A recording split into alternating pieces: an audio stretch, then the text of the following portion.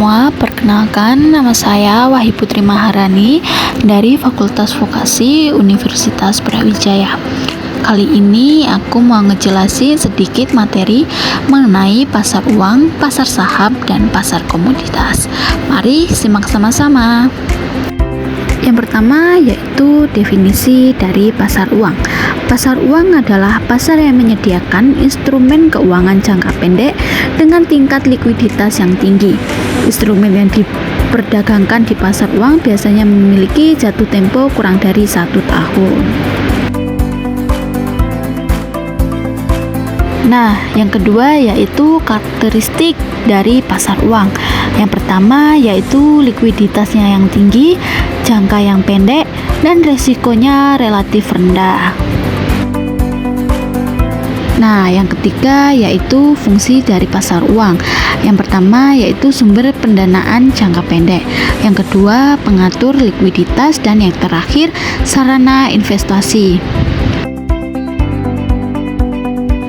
Nah, selanjutnya mengenai pelaku pasar uang. Yang pertama yaitu bank sentral, penerbit atau pengendali kebijakan moneter seperti Sertifikat Bank Indonesia atau SBI.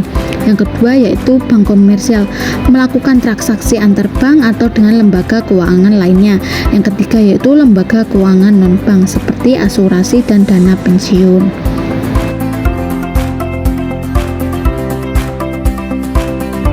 Selanjutnya perbedaan pasar uang. Yang pertama itu dilihat dari jangka waktunya, memiliki jatuh tempo kurang dari 1 tahun. Nah, yang kedua yaitu resiko di pasar uang yang lebih rendah dibandingkan dengan pasar modal. Yang terakhir yaitu likuiditas, di mana instrumen pasar uang lebih liquid daripada pasar modal. Nah, yang selanjutnya masuk materi mengenai risiko pasar uang. Yang pertama yaitu risiko suku bunga. Perubahan suku bunga dapat mempengaruhi nilai instrumen pasar uang. Yang kedua yaitu risiko kredit, kemungkinan gagal bayar oleh penerbit instrumen. Yang ketiga yaitu risiko likuiditas.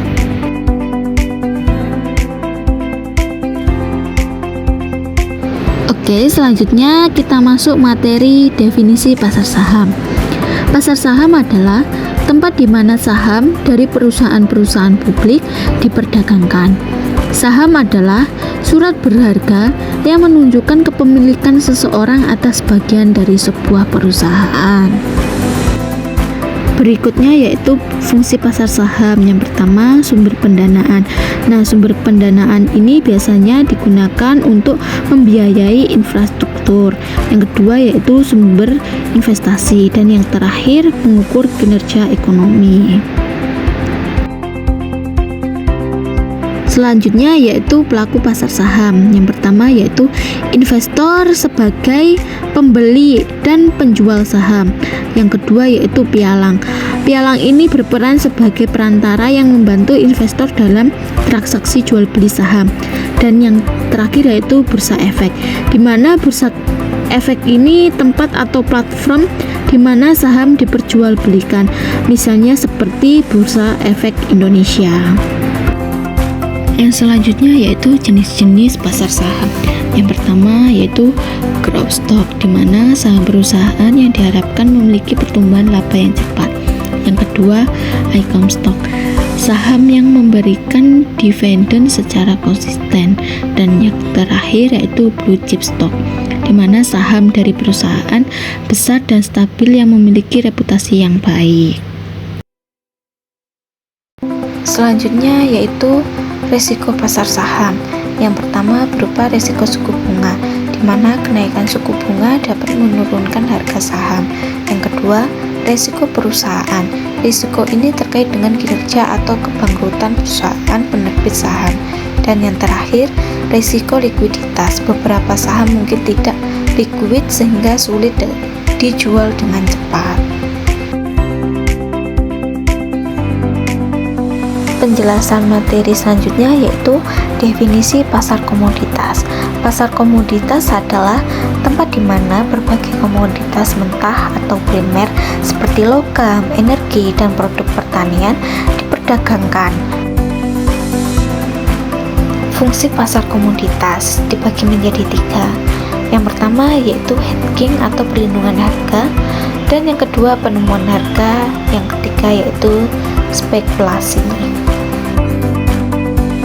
Jenis-jenis pasar komoditas bagi menjadi 2, yaitu komoditas keras seperti logam, energi, dan batu mulia, sedangkan komoditas lunak itu berupa produk pertanian dan produk peternakan.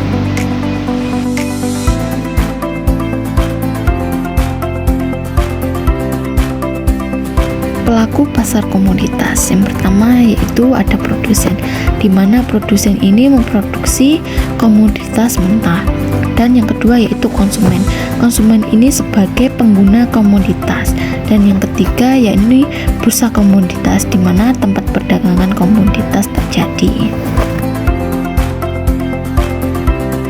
Selanjutnya yaitu faktor yang mempengaruhi harga komoditas.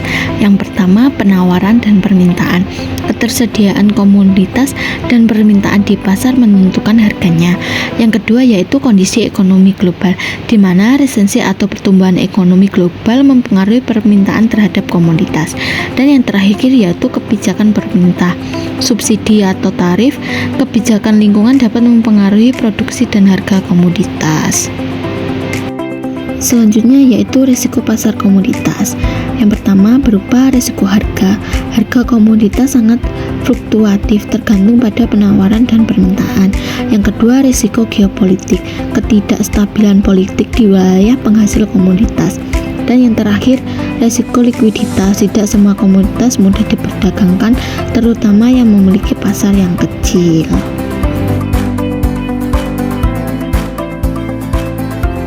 Nah, itulah sedikit penjelasan mengenai pasar uang, pasar saham, dan pasar komoditas. Terima kasih sudah menonton dan menyimak penjelasan yang sudah saya berikan. Bye-bye, see you semua. Terima kasih.